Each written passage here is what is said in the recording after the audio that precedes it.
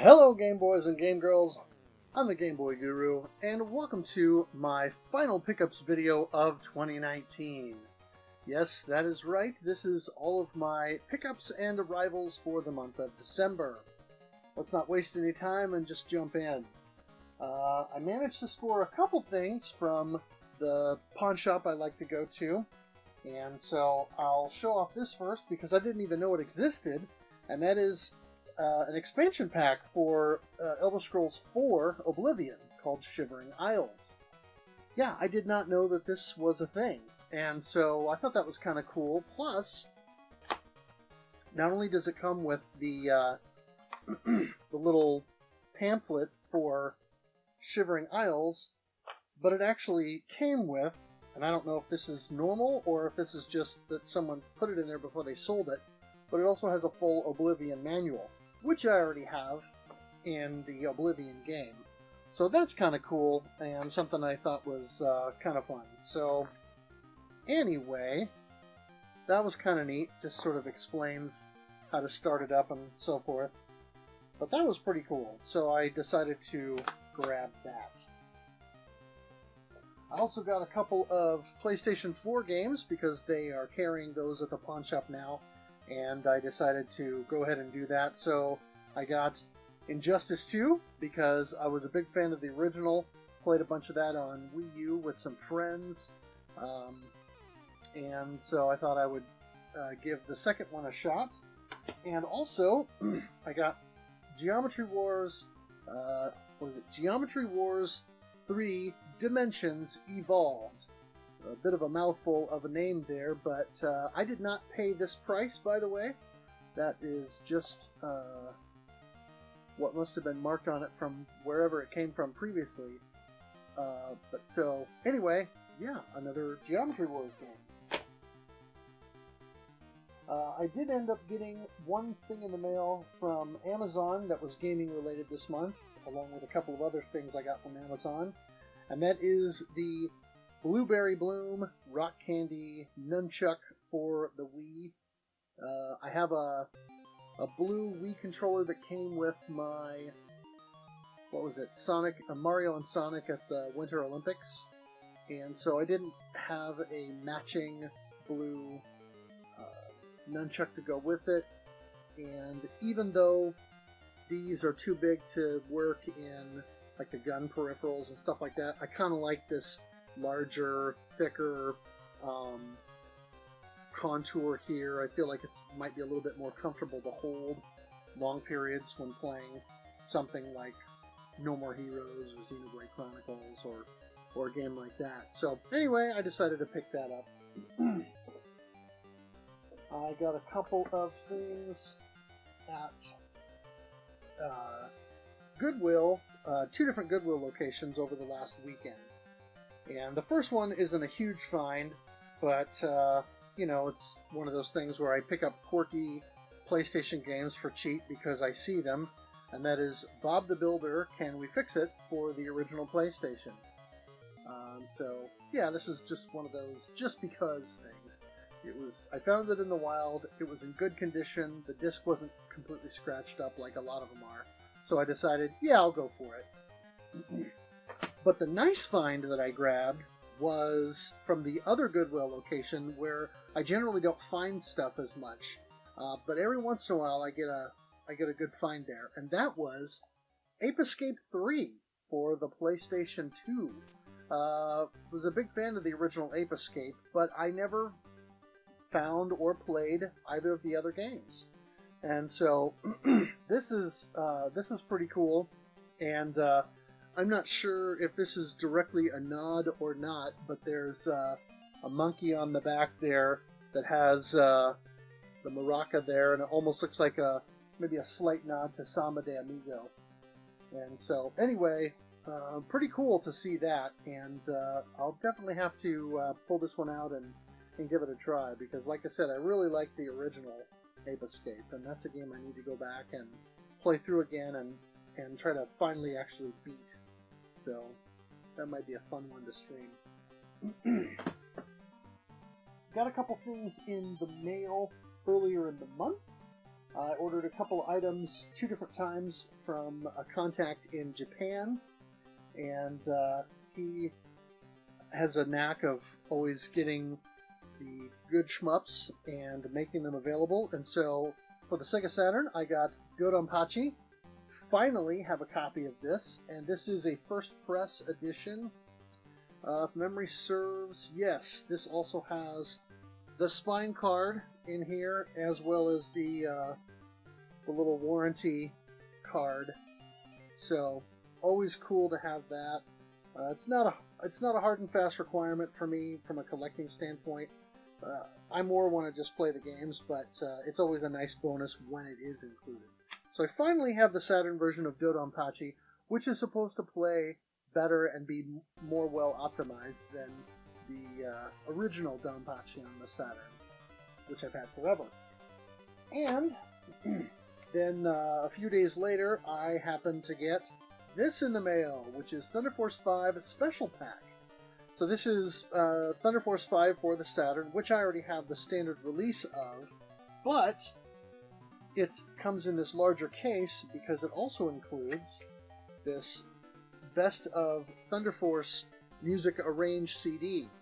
And so we'll definitely be looking forward to spinning that, ripping those tracks to the computer so I can get them on my phone. And it has several tracks from Thunder Force 3 and 4, a remix of a track from Thunder Force 2 that was apparently done on the Sharp 68K or X68000 computer, and then also a couple of remixes of other Thunder Force 3 and 4 tracks. So looking forward to digging into that a little bit. When I was out doing some Christmas shopping and looking for stuff for the RF Generation Secret Santa, I stopped at a couple of different places and picked up a few goodies for myself along the way. And so, for really, really cheap, I got complete in-box copies of TMNT Follow the Foot Clan, which is awesome, because even though it's kind of just an average game, it's a childhood favorite because I had this as a kid, so it's cool to have this one complete in box again. And I paid almost nothing for this, which is awesome. I also grabbed Super Mario Bros. Deluxe, which I did not have, and this adds some cool stuff to the original Super Mario Bros. And changes up the formula ever so slightly, so this will be fun to play around with at some point. That'll be a fun one to stream, probably. I got some Atari games. I'll just go ahead and show these off quick in the package. Finally got the 2600 version of Gorf, which is pretty cool. I quite like the ColecoVision version, so I'll be curious to see how that stacks up. Not sure why it took me so long to get this, but I finally got Keystone Capers as well.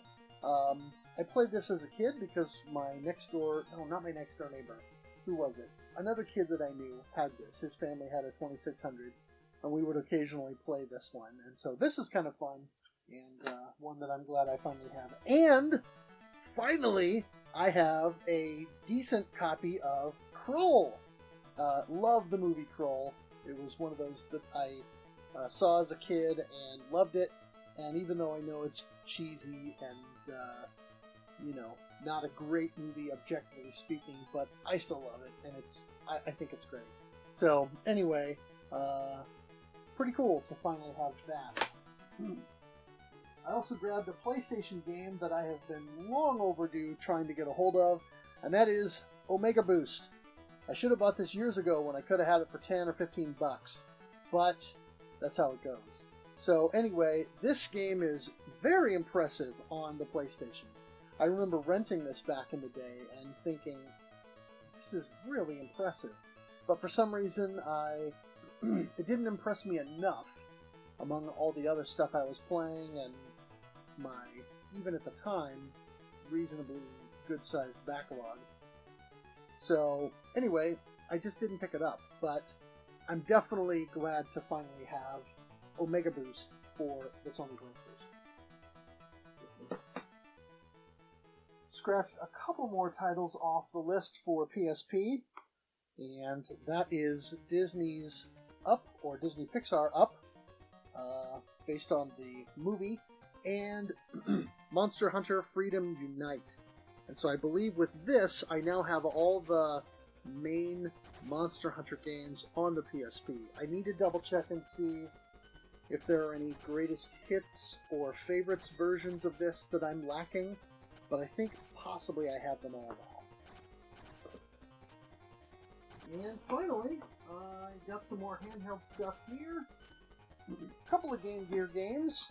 I was kind of in the Star Wars mode, and so I got Star Wars on the Game Gear and Super Return of the Jedi. This one, the original Star Wars, I believe is based on the same game as the NES and Game Boy, but possibly with some changes, so it's more similar to the Master System version. I need to double check that. Super Return of the Jedi, I'm assuming, is the same game as what came out on the Game Boy, which is sort of a, I don't know, scaled back version of the Super NES game of sorts. So, anyway, cool to have these nonetheless. And some Game Boy stuff. Scratching one more off my list of the Infogenius titles. This is Frommer's Travel Guide. I also got Chase HQ. This is Heavyweight Championship Boxing, which was good to get. And then this one, which I don't often see, and that is Ferrari Grand Prix Challenge. And thankfully that was almost nothing. So that was a very nice pickup. And now, for the big finish, I've got two items here that just arrived today, actually, December 31st. So, this one I ordered in the mail, or I ordered off eBay, and it was a bit of an impulse buy, but it was a good price, or at least a good price for what the going rate is, and it's something that I've been thinking about for a while, and that is the limited edition Under Defeat for the Dreamcast. I have Under Defeat HD on the PS3, which did get released here, but it's got some issues. It's known for having some performance problems and slowdown in weird places, which you wouldn't think would be the case given the hardware, but it apparently wasn't very well optimized. But this looks and plays beautifully, from what I understand. Now, of course, since it just arrived, I haven't even had the chance to test it, but it does play in Tate mode and looks gorgeous through VGA or through an RGB cable. I've seen Sarah stream this several times, and it looks amazing for the hardware.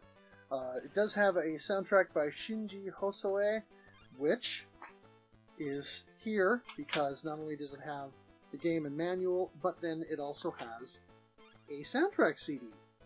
So once again, always got to go for the shmup soundtracks as often as I can.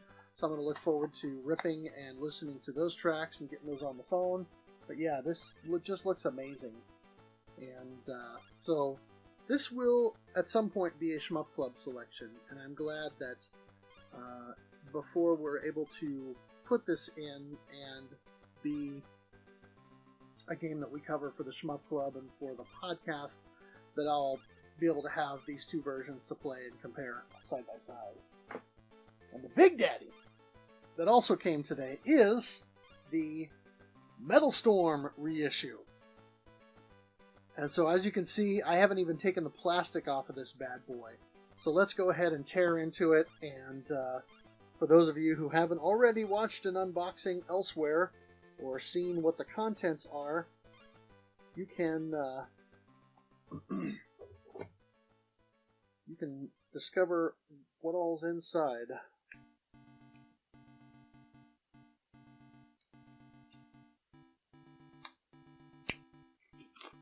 As I tear into it.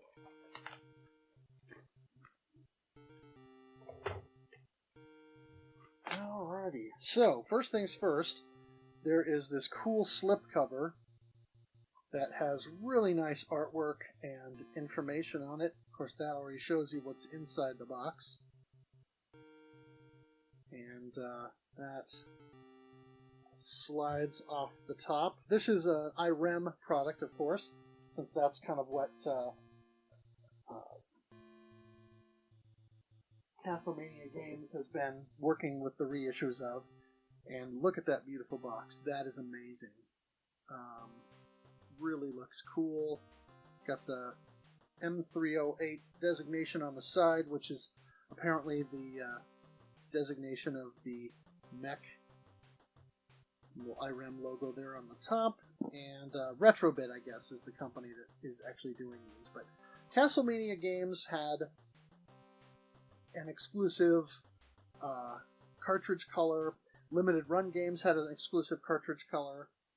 But since I ordered the R-Type collection through them and also the Holy Diver box set, I decided to stay with Castlemania Games and do that. So, opening this up, there's this little, oh, that's just a protective paper here. So, first things first, immediately, is the awesome figurine here. So let's see if we can get this little top piece out first. So there's this cool, very large pin in here of the Metal Storm mech. So that's a cool item. And then definitely we'll have to put on display is the figure itself, which I'll show you here. So there's the figure. Looks very cool. Always thought that was an awesome design. I remember playing the NES game as a kid. Briefly when a kid who lived across the street from one of my friends rented it, I think, and we got to play it a little bit, but I didn't really get to spend much time with it. So that's awesome. I'm going to put it back in this box for now, but I think, pretty sure that's going to end up going on a shelf somewhere. I'll have to try and find a space. Maybe I can set it up over here on top of the Freedom Planet box. And then, of course,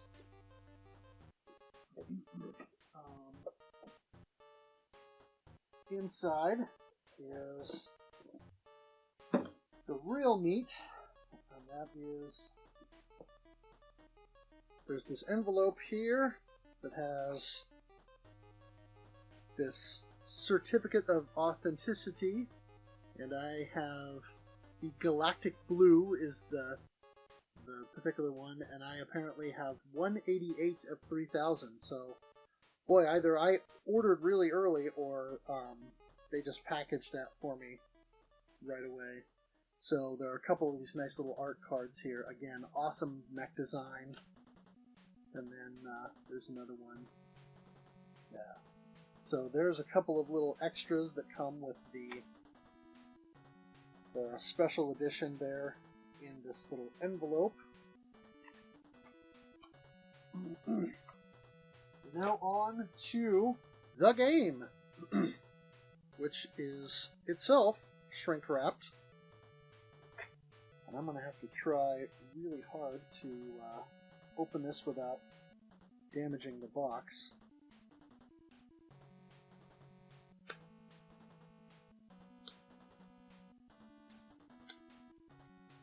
Don't want to scratch it up as soon as I get it, you know.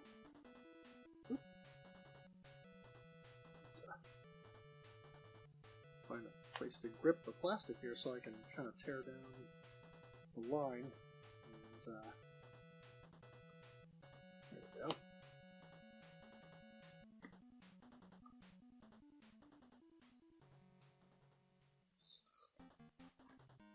This is a really nice reproduction of the original NES box, but of course with the shiny sort of foil look along the side here and the nice foil logo up top. Very glossy box. Really good quality. Nice glossy there on the sides. Quality fold, and then also very glossy and nice looking there on the back. And of course it shows the galactic blue here as what I got. So let's open this up. See if I can again do this without ruining it. So there's it's not styrofoam, but it's a nice little foam block there, like you would get in any standard NES release. So of course, instruction manual, which is nice cardstock on the outside there. Really heavy quality and full color. Good stuff with screenshots, which of course is easy to do these days because, you know, you can, like these things, you can literally rip sprites from a game by tearing apart the ROM, or, you know, throw the game in a clone or something and do screenshots that way. So really nice quality manual there. This is, of course, the Galactic Blue cartridge. Looks really slick. The menu, or the sticker, is a high gloss, which is kind of cool. Not great for the camera, of course, because then everything reflects off of it. But and then the nice little retro bit sticker on the back instead of the standard Nintendo sticker, since this cartridge was not manufactured by Nintendo. But I kind of like the feel of the plastic.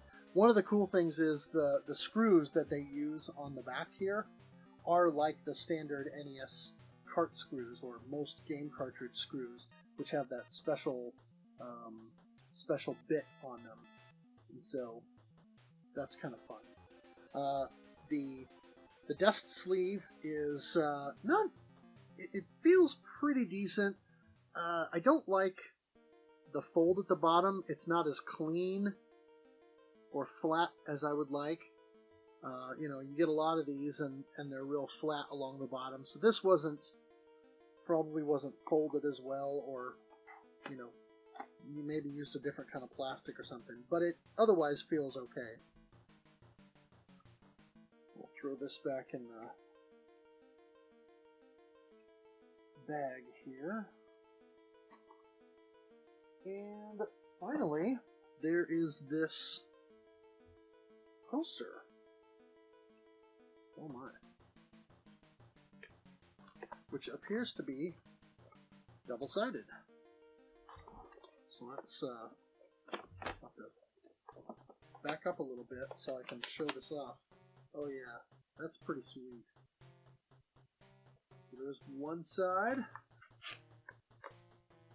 and then there's the other.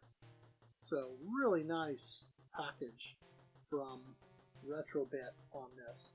And of course, if you just order the standard version, you get this with the game and the manual. I don't know if the poster came with the standard version or not. This may be a limited edition only perk.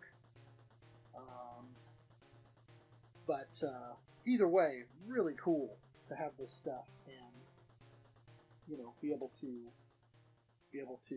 have all this together. So a really nice package. Oh, and of course they always send along a sticker when you buy from them, just like PlayAsia or a lot of these other places. So this is a really nice package, just like the R-Type and Holy Diver packages that they put together before. So I'm impressed with what Retrobit has been doing, and this is once again another high quality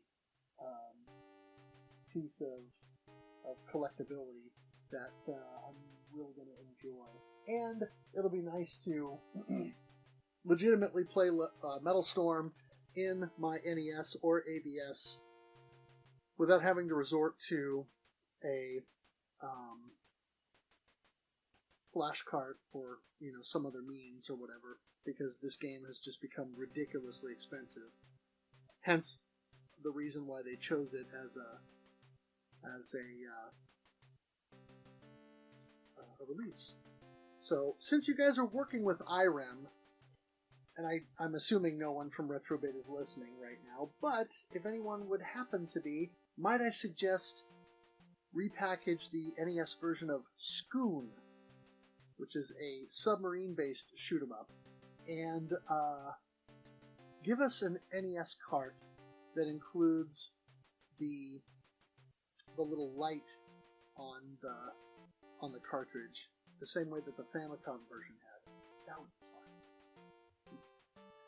fun. Anyway, that's all I have to show you guys. Let me know what you think of this haul for December.